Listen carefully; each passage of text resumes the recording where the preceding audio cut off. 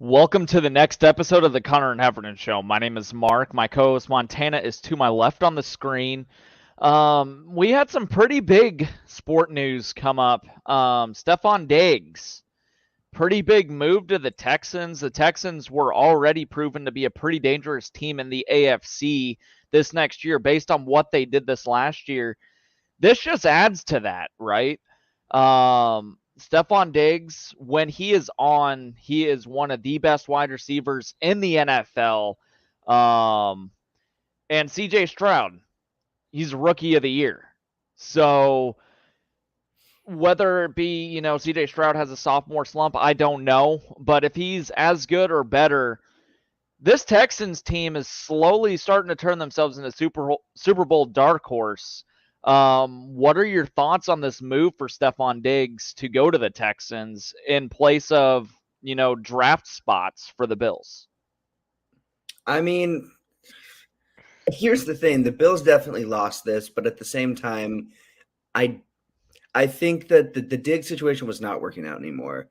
And it's not Josh Allen's fault. It's not Diggs' fault, but I don't think that connection was there. There was frustration that was building up, and the stats were just not showing up. It wasn't what it needed to be. So it was time to move on.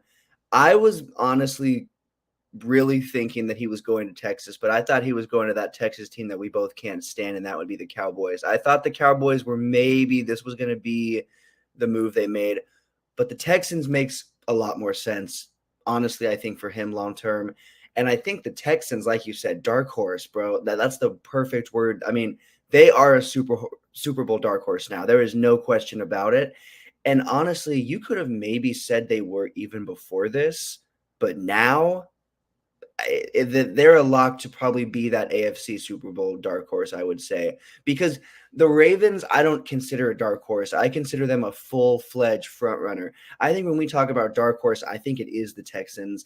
So I think it's a great setup. I think Stroud is a good quarterback for Diggs, and I don't think that Allen was a bad quarterback for him, but I think that Stroud seems to be really poised and have a really good IQ. And not that Josh Allen doesn't have a good football IQ, but I feel like Stroud might make better decisions and be a little bit better under pressure. And he's a rookie. Josh Allen has been in the league several years. He's gone to AFC Championship. I mean, he is a credible quarterback, but I think Stroud is a better fit for Diggs, and I think we'll see that in the win-loss column and also in Stroud and Diggs's stats. So I think it's great. I think it's a great setup for the Texans, and like you said, Super Bowl dark horse without a doubt, bro. I would say it's without a doubt.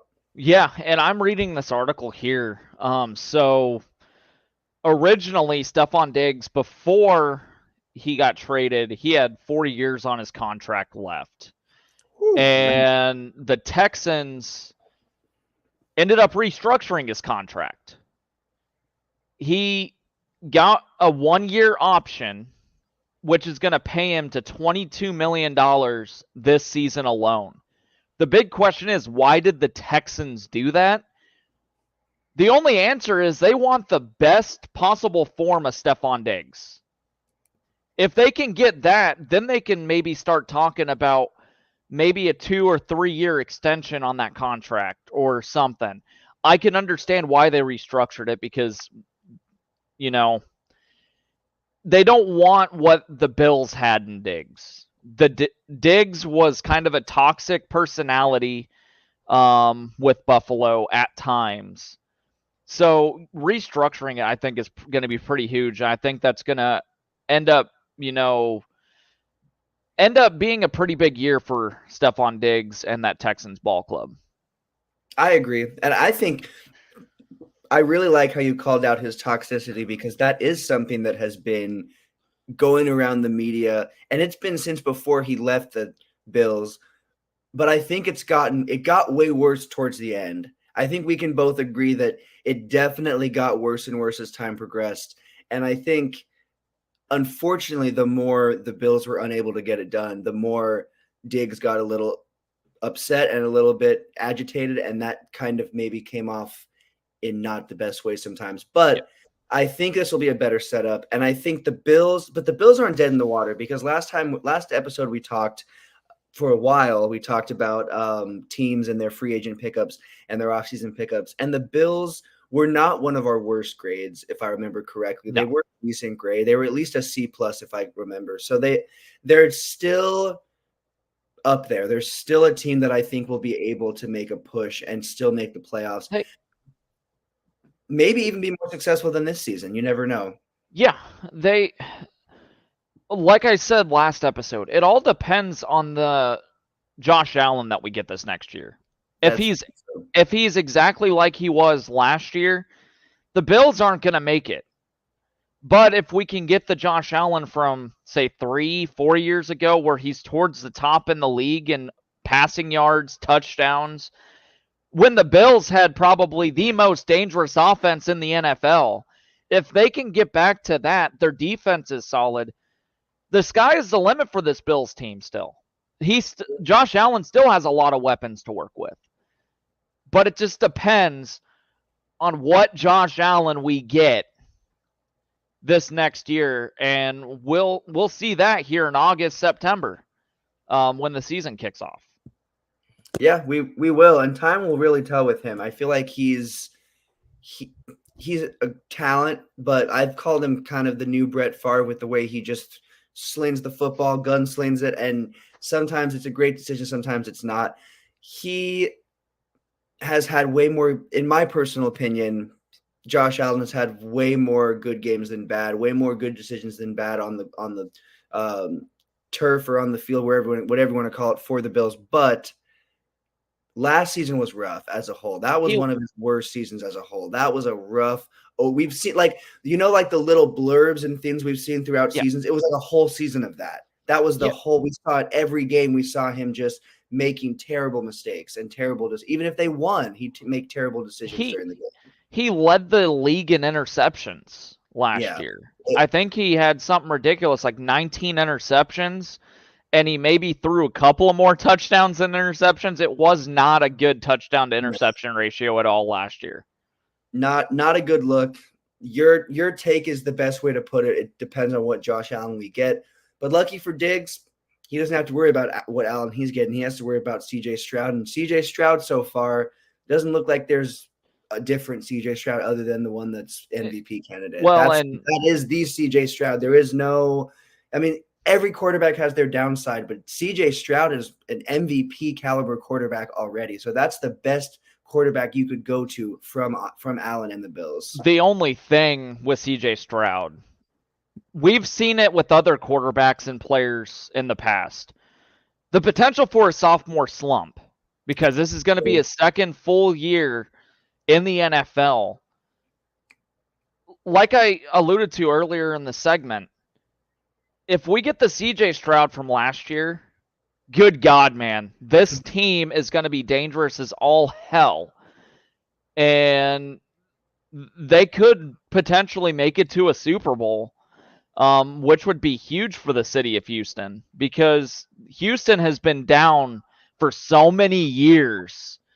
They've been one of the worst teams in the NFL, and then they finally make the playoffs this last year. And now the expectations are really starting to rise to a level never before seen in the city of Houston. We need to have a good C.J. Stroud, because that's going to make the NFL way more fun to watch when you've got a team like that that's doing really good, kind of out of nowhere. So it should be fascinating to watch as we get into the summer workouts, as we get into fall camp, when things start to fall into place on that roster, see how the roster sets up to start the year. Because there is potential there in Houston, and I appreciate all the Houston fans for listening. If he does well, that team is going to roll. That defense is solid. That offense is very solid. So, yeah. I think this situation with Diggs not only adds another weapon, but I think Diggs is looking for a fresh start somewhere. And reconstruction of his contract kind of shows that. Because he's going to get paid $22 million this year over 1 year. So, again, time will tell, but things are setting up pretty well in Houston. Yeah, they really are. And I think they'll continue. The offseason is not over yet, and you never know what other pieces could continue to flow in. And obviously, we have the draft still. And actually, that is where we're going to go to next. We're going to talk a little NFL draft. Obviously, it's a little ways away. We're not going to go into too much detail overall, but we are going to talk about the top 6 and how currently a couple of those players are projected to be quarterbacks. 4, as a matter of fact, out of the top 6 are projected to potentially be quarterbacks, with that number 1 pick for the Bears projected to be Caleb Williams. My question to you is, of those 4 projected quarterbacks that we might see go in that top 6, who do you think has the best rookie season and why? And who do you think has the worst? How about that? Let's go best and worst. In the top 6, I'm on the CBS NFL website right now looking at their mock draft. And pick 6 is Jaden Daniels to the Raiders. I think Jaden Daniels in the top 6 has more upside than I would say the number 1 overall pick in Caleb Williams. Jaden Daniels looked very impressive in the NFL Combine. And he can run the ball. He can throw the ball. His stats last year, 3,800 passing yards, 1,134 rushing yards, 50 touchdowns, and 4 interceptions. He looked really good. You then go to potential pick number 2 in Drake May. Not as flashy of a stat line, but he's projected to go pick 2 to Washington. Washington needs a quarterback in a pretty big way. And if they get Drake May, they're going to get a pretty good one. 3,600 yards passing, 449 yards rushing, 9 touchdowns or 9 interceptions and 33 touchdowns. Pretty solid stat line. Caleb Williams had some pretty good stats too. But the reason why I'm not putting him at the top of my list is in terms of maybe success in his first year. You look at what he did in his pro workout in front of scouts. They were playing on air, and he was missing wide receivers left and right. Oh, and not to mention all the other off-season stuff. Him wanting partial ownership of the team before he even takes a snap. All the other drama that comes with him. He's a head case. And I don't see him succeeding at the level that we have seen like CJ Stroud. Like we were just alluding to. CJ Stroud had an MVP caliber year last year. I don't see that with Caleb Williams. I'm sorry, Bears fans, but I think getting Caleb Williams is going to be a pretty big mistake. It could pay off. Like we always say, time will tell. But if we're going to sit here right now and talk about quarterbacks with the most upside, I would put Drake May and Daniels over Caleb Williams. What are your thoughts on the quarterbacks in projected top 6? Yeah, so and here's the thing with the projected top 6. There's so many different boards and projections. I'm going to go, there's an NFL analyst, Maurice Jones, and he released one that's really interesting. It's quarterback heavy, maybe ridiculously so. Not surprising. His has Jaden Daniels going second to the Commanders. I think the Commanders could use a quarterback. Obviously, they don't have that. They haven't had a quarterback for years. And then they have McCarthy having the Patriots having interest in McCarthy at 3rd. Again, this is a quarterback heavy list. And then we have Drake May going 5th to the Vikings, trading up for that 5th pick. Despite who goes where, I'm with you on Caleb Williams not being the best. I think he's locked at the number 1 pick. I don't think he should be the number 1 pick. I think he is locked at the number 1 pick. But within all those quarterbacks, I think Jaden Daniels has the best rookie season, no matter where he goes. Would I love to have him on the Raiders? We need a quarterback that is not Gardner Minshew, because that is a backup. He's a good quarterback. He's a solid player. I don't think we obtained him to be the starter. Here's what I will say. There are a couple of different lists that obviously have May outside that top 6, have more lists than not have McCarthy outside that top 6. No matter where these quarterbacks go, they will all be in the top 10. And pretty much every single team in that top 10 needs a quarterback. Yep.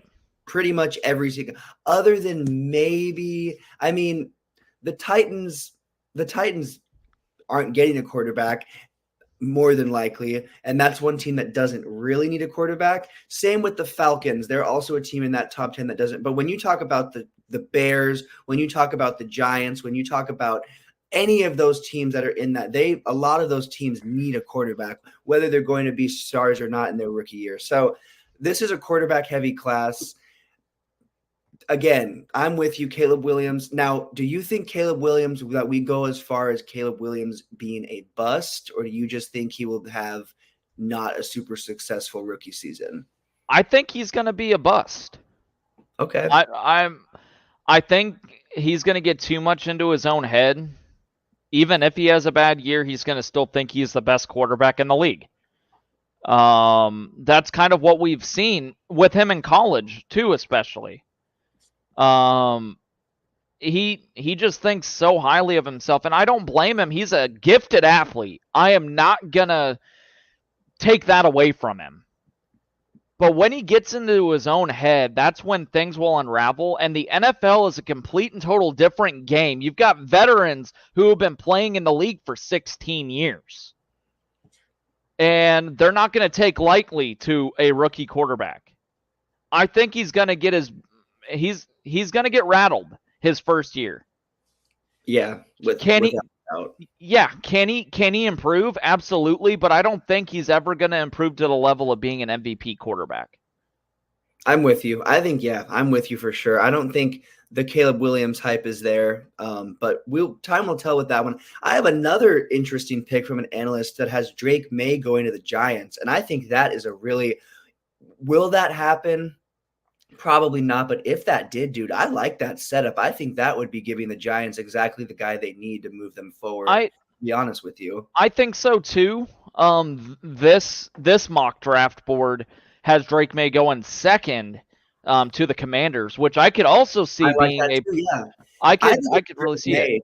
I think it's Drake May or it's Daniels for who I think are going to have the best season / who I think are the hottest quarterback commodities in the draft. But McCarthy is up there too, because I mean, let's not forget who McCarthy is. I mean, this is that dude. McCarthy is coming off of being one of, if not considered the best quarterback in college football, just because of the season him and his team had. You kind of, yes, statistically not the best, but when you look at the court, I mean, they're the leader of the team. It kind of ends with the quarterback occasionally, and he led that team all the way through. I mean, it's him. He's the leader. He's that dude. So we can't forget about McDaniel. I mean, McCarthy could very well be the best of the best out here. Yeah, McCarthy on this draft board is at pick 11 in the first round, going to the Vikings, which I could see, and I think that could be a pretty big pickup for that Vikings club, especially since they don't have Kirk Cousins anymore. They need and the thing with McCarthy, he was insanely efficient. Yeah, he didn't have the flashiest stat line over the course of the college season, but he completed over 70% of his passes. He knew how to dish it out to his wide receivers. He was very smart with the football. He only had 4 interceptions last year, en route to winning a national championship. Whichever team picks him up in the first round, they're going to get an efficient play caller.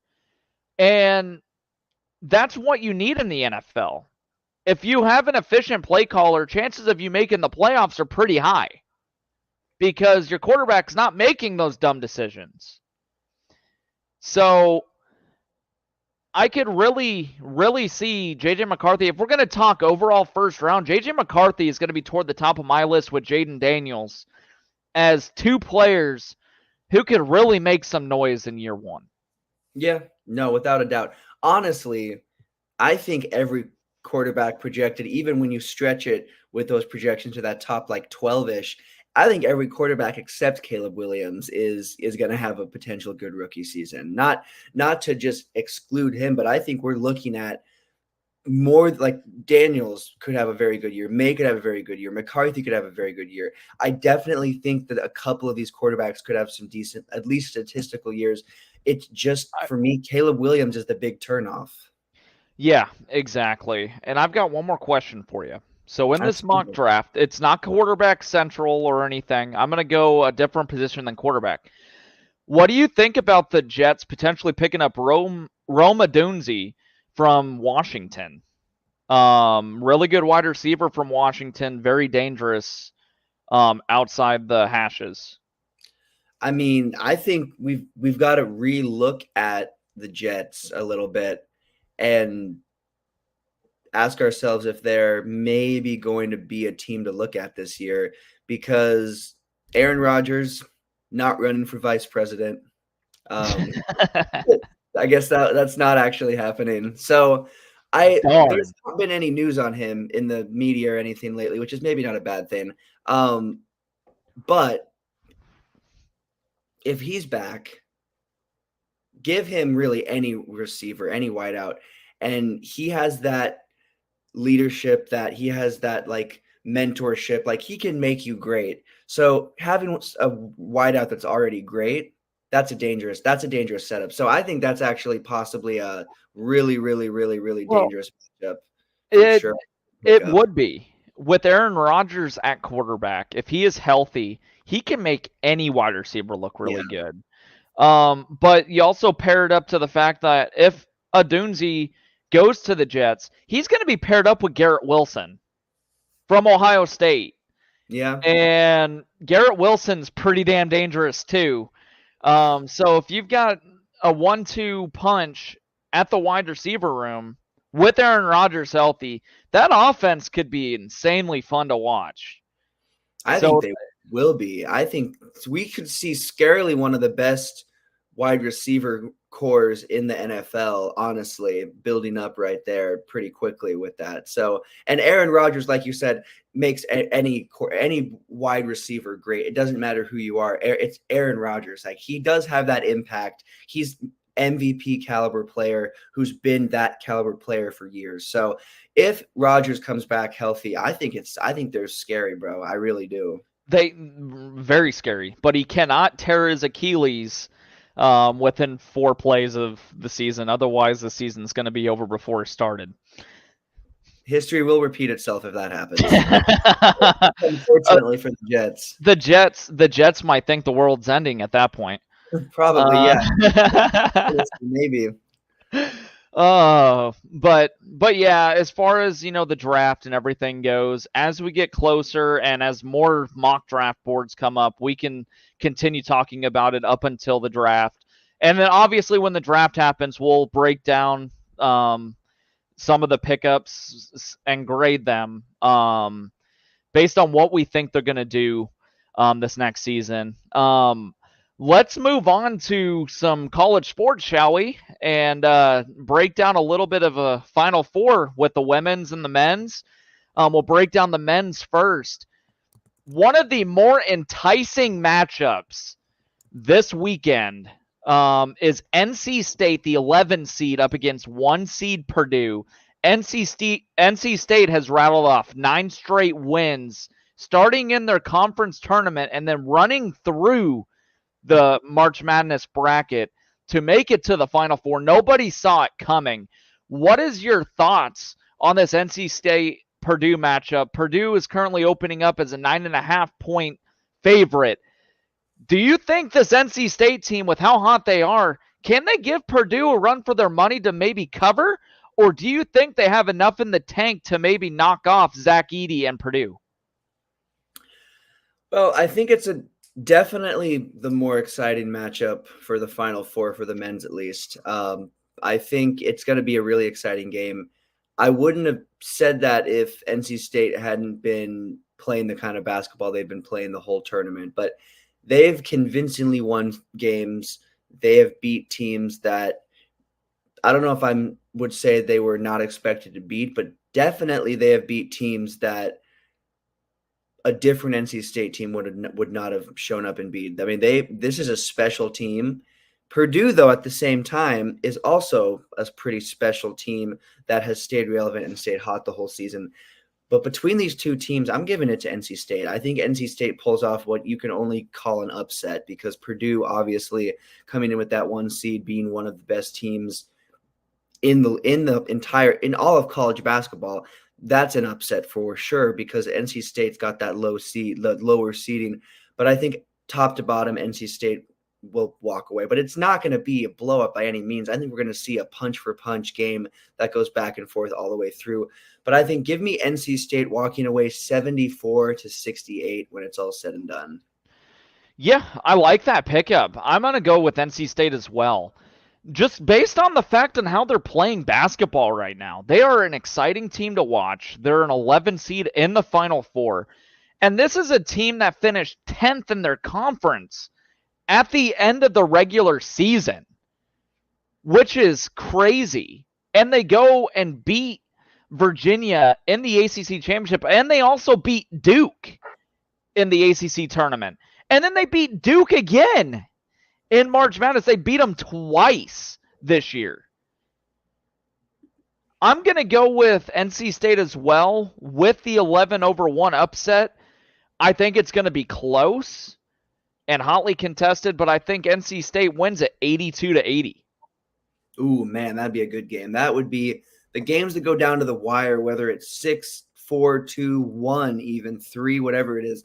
Those are the best games, and I think you're right. I think it's going to be a great game. NC State is battle-tested. Purdue obviously is as well, but I just think NC State, it's their time to make it all the way to the end. Yeah, 100% agree. This Purdue team, I'm not taking anything away from them.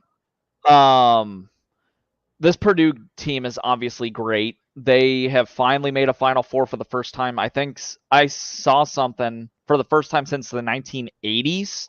Yep. They've made it this far. So this team is obviously hungry, but they are going to play a buzzsaw in NC State. NC State is absolutely incredible. And I was listening to The Odd Couple on the radio, and they were talking about NC State, and there are people out there not calling them really a Cinderella, and they were wondering why. And it's like, yeah, they have all these really good wins, in the ACC tournament and March Madness. They're still an 11 seed. In terms of seeding, they are a Cinderella. It is unheard of, absolutely unheard of, to have an 11 seed come this far into the Final Four. And need I mention, this NC State team was literally a missed three-point shot away from not even making the dance to begin with. They had to make a lucky three-point shot to take Virginia to the ACC championship overtime. Bring that game to overtime, they made a lucky three, and that's how they won the tournament.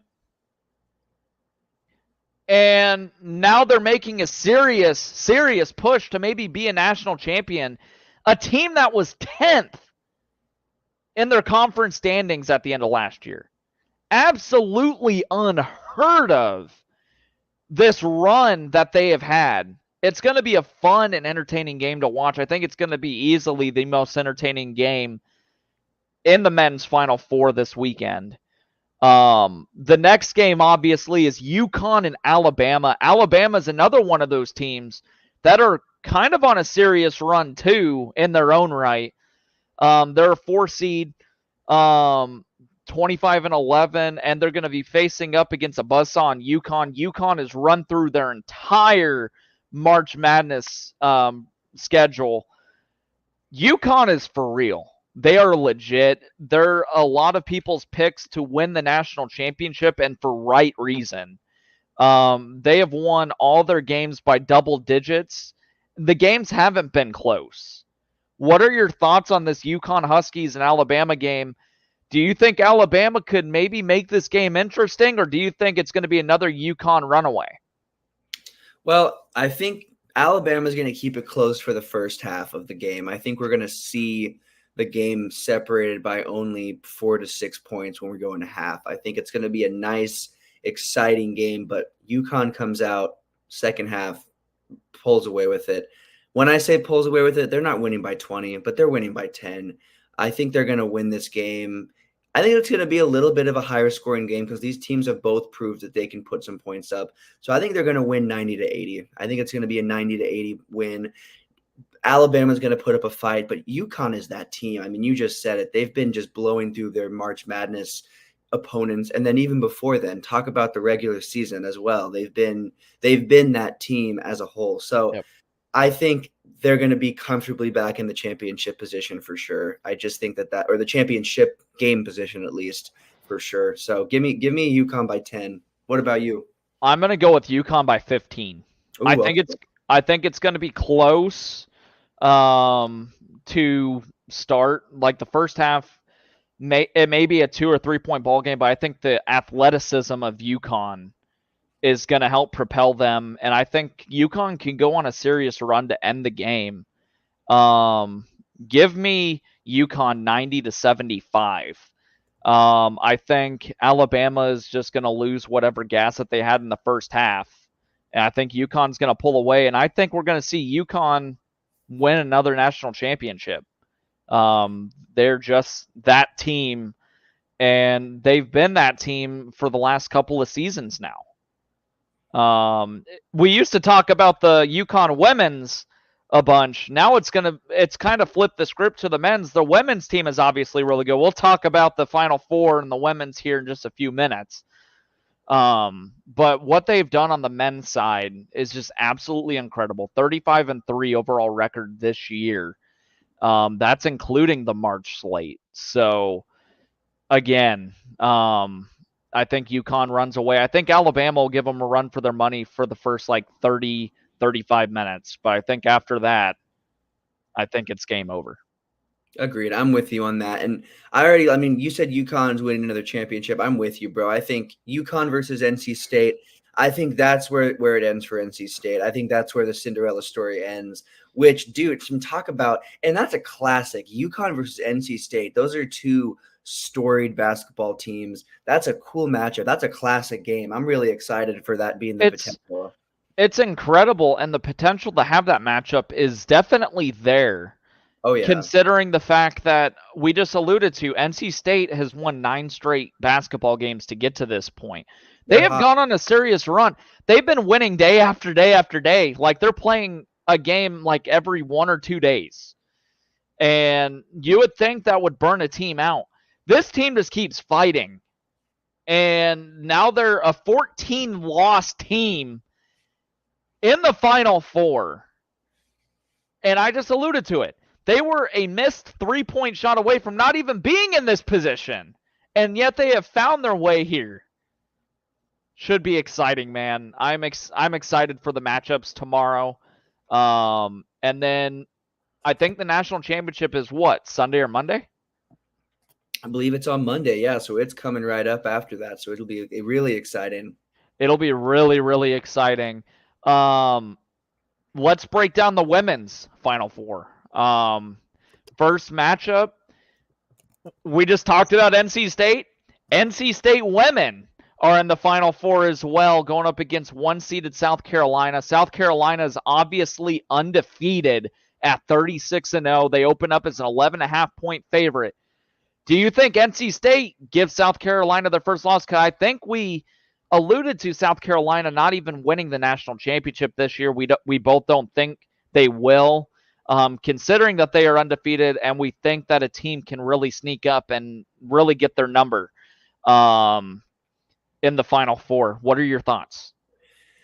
I will say this. I don't think that South Carolina wins it, but I don't think that this is the team to get their number. I think that they win decently comfortably against NC State.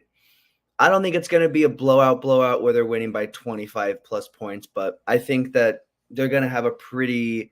I think this is for me. This is going to be that 15-point win. Give me the South Carolina winning. I think it's going to be a decently high scoring game. Give me 70-55. South Carolina is just going to overpower NC State. But like I said, I do not have them winning at all. So that's kind of spoiler alert for the championship. But I think that South Carolina pulls off one more. I've got NC State in this one. Ooh, man. Yes, let's go. I think NC State, as far as defending goes, I think they can hold South Carolina in check. NC State can also make some shots. Give me NC State on a buzzer beater, 70-68, man, over South Carolina. Dude, that'd be a way to finish. That'd be one of the most exciting finishes so far in the women's tournament. Yes, absolutely. It should be an exciting game to watch. It opened up at an 11.5-point spread. I think that is too much. I agree. South Carolina has played very well, but so has NC State down the stretch to get here. NC State's 31-6. They are definitely no slouch. No. So should be an interesting matchup, and that is actually tonight. The women's Final Four starts tonight. So should be fun to watch that one. Our next game should be most likely the most exciting matchup of the weekend for the women's Final Four. We got 3-seeded UConn right back in this position against 1-seeded Iowa. Caitlin Clark is on fire. And if she makes hers, UConn also has shooters too. I'm not denying that. I think Iowa wins this game against UConn. But I want to hear your thoughts first, and then I'll break it down. What are your thoughts on this matchup? Well, I think this should be one of the best matchups we've seen of the tournament so far. I think Caitlin Clark obviously is on a tear, beating LSU and just being one of the best players in the country / probably considered the best women's player in the country currently. But I think one thing I'm excited to see is there's a potential to see Paige versus Caitlin matchup. Yep. And we haven't really been able to see that for a while. We haven't been able to see that since they were both younger players. And I think that's going to be extremely exciting. But I think that with that being said, Iowa, as good of a team as they are, because it's not just Caitlin Clark. They wouldn't be winning games like they were if it was just Caitlin Clark. They've got a good all-around cast. They do. They definitely do. But top to bottom, beyond Caitlin Clark, UConn's a better team in my personal opinion. And I think Paige, high key, is a better player than Caitlin Clark. But because of injuries, we haven't been able to see that. I think Paige has one more year. She's playing, I believe. I know Caitlin Clark's going to the league, but Paige is playing another season. And I think in that season, she's not going to pass Caitlin Clark for all-time points or anything like that. But I think we're going to see her develop, and we're going to hear the conversation about when she enters the WNBA that she might be better than Caitlin Clark. So I think that that's an exciting head-to-head. I think Paige wins it. I think UConn wins it. But you talked about a game that's like down to the wire. This is my game that's down to the wire. I think UConn walks away in a really, really exciting, really, it's not going to be a buzzer beater, but it's going to go down to the wire. Give me UConn walking away, winning by 3. Give me 83-80. UConn walks away with it.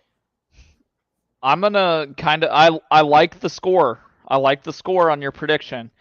I'm going to go Iowa by 3. I think Caitlin Clark hits a late shot to propel them over UConn. I got Iowa 83-80. No. And you know who would do that is Caitlin. Like, she hits those shots. That's like she's a cheat code. Yeah, she is. When you talk about players that hit those shots, she just got offered $5 million to play in the Big Three. And then I forget who it was, but there's some rapper-led league, and he just offered her $10 million. Ice Cube. 10 million. Yeah, the Big Three. And then there was another one that was 10 million. So people want to see her play on big stage. I mean, she is that player. Like you said, she's a cheat code. Video game. A literal cheat. we've seen her hit threes from damn near the logo. And she's kind of like the women's Steph Curry because she has that she has she's got that swagger with her. Everywhere she goes, she can drain shots at will, it seems. The only downside to her is she whines literally every time that something She doesn't does. get called. Yeah, I'm with you on that. We talked about that. You called her out last episode for that, and Yeah. I think that needs to be called out because that is, yeah. Even her own dad at a game was annoyed Telling at her to stop. Yeah, yeah, seriously. It's so like, come on. It became a meme really quick. Oh man. But yeah, I think Caitlin Clark is gonna find her stride. I think this is another game where she could score 30 plus. And I think she hits that game-winning shot. To propel Iowa to the national championship. They just knocked off LSU. LSU is a very solid team too. But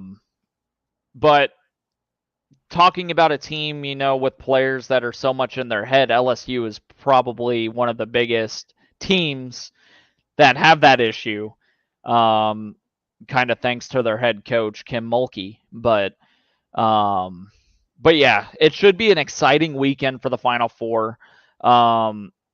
With the women's playing tonight, their national championship is going to be on Sunday, and then the men's national championship will be Monday night. Who do you have winning that women's game? Iowa NC State for my matchup. I've got Iowa winning. Yeah. I think Iowa wins the national championship this year.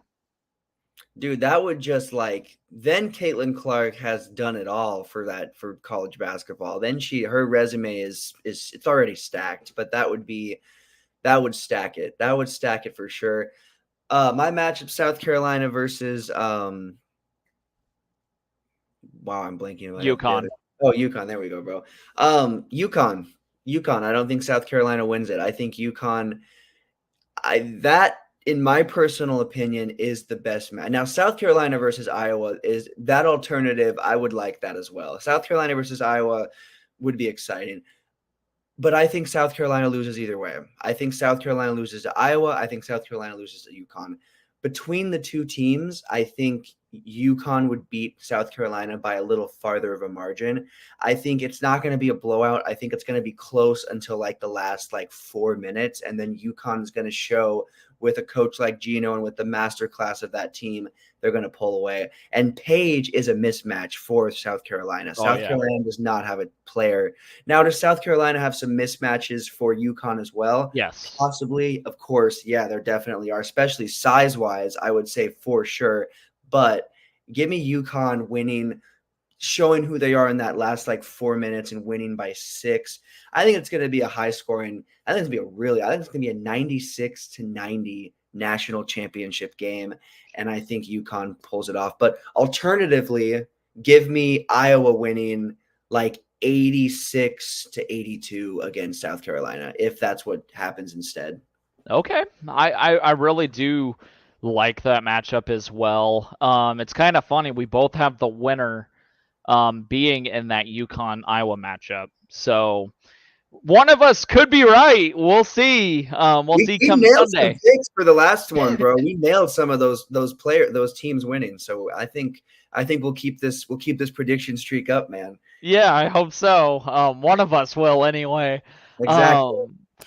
Let's stay in college. We're gonna go toward football now. A lot of the big news is a potential for a full super league in college football between the SEC and the Big Ten. Obviously, the SEC and Big Ten are the two superpowers in college football at the moment in terms of money value and top to bottom, all their teams. The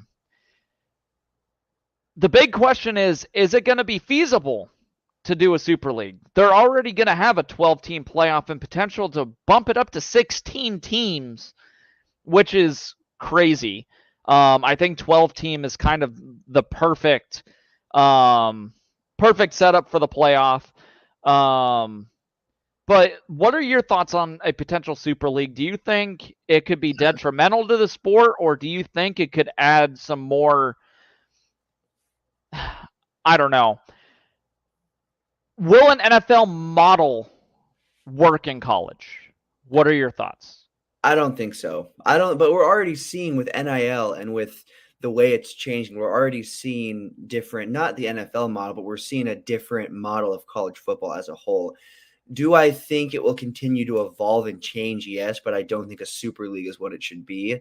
And I don't think, I mean, we're already kind of inching towards, obviously, with the teams merging to different conferences and everything changing. We're inching, like I said, towards a different evolved college football, but an entirety of like a super league NFL base. I don't know. I really, really like what they're doing now, what they're moving towards now. I think it's a good progression, but I think a super league would be a little bit much. I'm not a very big fan of that concept, if I'm honest. I don't know. I'm I not don't either. when you I'm not, break it down piece by piece, it's not as enticing as it sounds maybe at the beginning of it. When you first look at it, but as a whole, I'm not a fan. I'm not a fan either. And that, like, a Super League will break, like, it'll change the entire landscape of college football for sure. Could it'll be that league and then everybody else that was left out. Everybody else that was left out, there'll be two separate college football leagues pretty much. And I like the Power 5 setup that we've got now with the Big 10, the SEC, the Big 12. Pac-12, if it can somehow finagle and get a few more teams, there have been talks of maybe the Mountain West merging with the Pac-12, which I think would be pretty good because the teams in the Mountain West, I think, would fit the Pac-12 motto. Agreed. And regionally, it makes sense. So it'll be interesting to see how everything transpires. We're already going to be talking about after this year. Obviously, this year is going to be the first year of a 12-team playoff, which I think is the perfect amount of teams because you've got all of your conference winners, and then you've got some at-large bids that have a shot at potentially winning a national championship. I like that because it could really add to the fact that you could have a Cinderella who gets really hot at the end of the year that could give these teams some run. But a Super League that kind of takes all that away and, so to speak, creates a Super League kind of Super Bowl outside of what we know as the national championship now. I don't know, man. I think it could be very, very detrimental to the sport. And I don't want that. College football is my all-time favorite sport. We're seeing it change. But I don't think it should change that much. I think the way things are going, the way conferences are kind of realigning, which some of the realignments make sense. Obviously, the Pac-12 failed with getting a TV deal. So that saw teams bounce to other conferences because those teams know that they're going to get paid. But yeah, time will tell. Obviously, if anything changes